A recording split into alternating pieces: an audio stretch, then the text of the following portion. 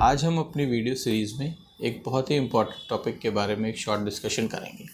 इसके बारे में हम पहले भी बात कर चुके हैं, लेकिन वो एक ब्रेन ट्यूमर पे एक कॉमन टॉपिक था।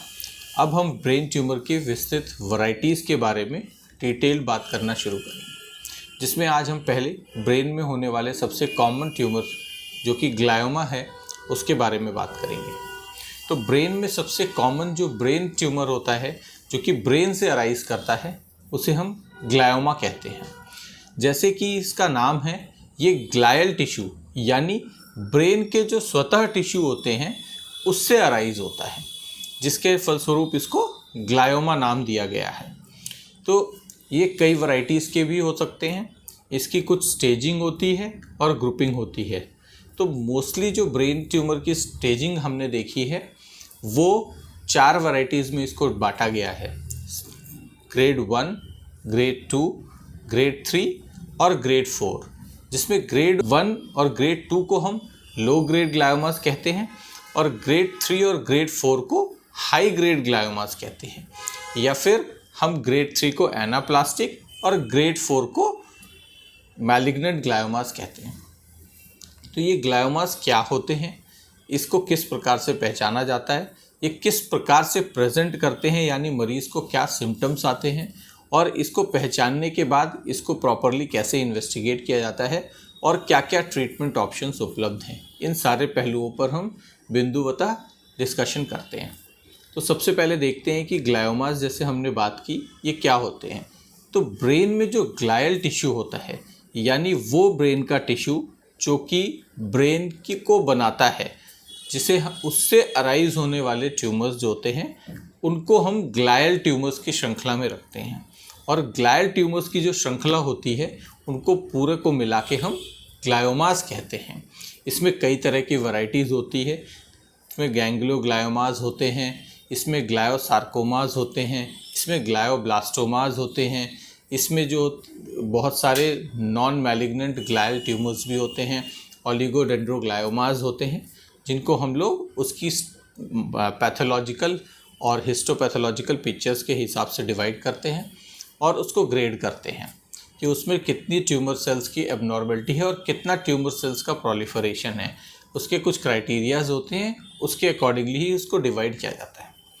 तो मोस्टली जो ट्यूमर्स देखे गए हैं हम सबसे ज़्यादा, वो सबसे कॉमन ग्लायल सेल ट्यूमर्स जो होते हैं वो ग्लायोब्लास्टोमास ही देखे जाते हैं, जो कि जिसको हम लोग ज़्यादातर अग्रेसिव ट्यूमर्स होते हैं और इनको हम लोग ग्रेड 4 ट्यूमर्स कहते हैं।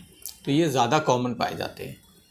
कई बार लो ग्रेड ग्लायोमास जो होते हैं वो देखे जाते हैं, जो कि विद टाइम जिनमें अग्रेसिवनेस बढ़ती है और वो ग्रेड चेंज कर लेते हैं। वो ग्रेड 1 से ग्रेड 2 हो सकते हैं या ग्रेड 2 से ग्रेड 3 या ग्रेड 4 में भी कन्वर्ट हो सकते हैं, जो कि समय के साथ होता है। कई ट्यूमर्स जो बहुत ही अग्रेसिव वैरायटी के होते हैं वो ये समय कम लेते हैं और जल्दी प्रोलिफरेशन होता है, जल्दी ट्रांसमिशन होता है। कुछ ट्यूमर्स में ये समय जो होता है वो काफ़ी लंबा भी हो सकता है। बेसिकली ब्रेन ट्यूमर्स की उत्पत्ति के कारण जो हैं वो जेनेटिक होते हैं। कुछ इन्फेक्शंस के बाद भी ब्रेन ट्यूमर देखा गया है, जिसमें साइटोमेगालोवायरस और हर्पीस सिम्प्लेक्स वायरस का इन्फेक्शन देखा गया है। कुछ रेडिएशन के बाद भी प्रोलॉन्ग्ड रेडिएशन जिसको लगता है, या जो कि कोई न्यूक्लियर फैसिलिटी में काम करता है जिसकी वजह से सेल्स डैमेज होते हैं ब्रेन के। ब्रेन ट्यूमर जो होते हैं इनके क्या लक्षण होते हैं? देखिए, ग्लायोमास जो होते हैं, जो लो ग्रेड ग्लायोमास होते हैं, वो बहुत धीरे धीरे साइज़ में बढ़ते हैं और बहुत ही कई बार ब्रेन के छोटे एरियाज़ में होते हैं, जो कि मोस्टली फ्रंटल या टेम्पोरल लोब से अराइज करते हैं। तो वो ब्रेन के जिस हिस्से से अराइज करते हैं, ब्रेन का वो हिस्सा जिस काम के लिए रिस्पॉन्सिबल होता है, तो पेशेंट को इनिशियली उस काम में प्रॉब्लम आनी शुरू होती है। लो ग्रेड ग्लायोमास में एक और खासियत देखी गई है कि इनमें सीजर यानी एपिलेप्सी के चांसेस बहुत ज़्यादा होते हैं। मिर्गी के दौरे की फर्स्ट प्रेजेंटेशन होती है। कई बार हल्का हल्का सिर दर्द बना रहता है, पेशेंट को उल्टी का एहसास होता है, अनप्रोवोक्ड वॉमिटिंग होती है, किसी बोलने में या सुनाई देने में या चलने में या किसी शरीर के अंग में कुछ कमी आ सकती है, कोई कमज़ोरी होती है। बहुत सारे पेशेंट्स में फ्रंटल लोब का इन्वॉल्वमेंट होता है तो बिहेवियर प्रॉब्लम्स भी आ सकती हैं। और कई बार ये भी देखा गया है कि पेशेंट बहुत अग्रेसिव होता है और उसको हमें लगता है कि इसे कोई मानसिक परेशानी है, लेकिन ऐसा नहीं होता। वो दिमाग के उस हिस्से में ट्यूमर होता है जहाँ से मरीज़ को सोचने समझने की शक्ति प्रदान होती है। वो ब्रेन का वो वाला फंक्शन होता है, तो वो फंक्शन डिरेंज हो जाता है, जिसकी वजह से वो अग्रेसिवली बिहेव कर पाता है। वो ये एनालाइज नहीं कर पाता कि सही और गलत के बीच में कैसे फ़र्क करना है। तो ये लेफ्ट फ्रंटल लोब का ज़्यादा काम होता है और इसमें इन्वॉल्व होने वाले ट्यूमर्स में ये ज़्यादा कॉमनली देखा गया है। इसके अलावा जब रैपिड प्रोग्रेशन होता है low grade two high grade tumours, तो देखा गया है कि मरीज़ को हेडेक बहुत ज़्यादा होता है, उसका कॉन्शियसनेस लेवल भी कम होता है और सडन जो पैरालिसिस होती है वो 10, 15, 20 डेज़ में वो पैरालिसिस भी आने शुरू होने लगती है।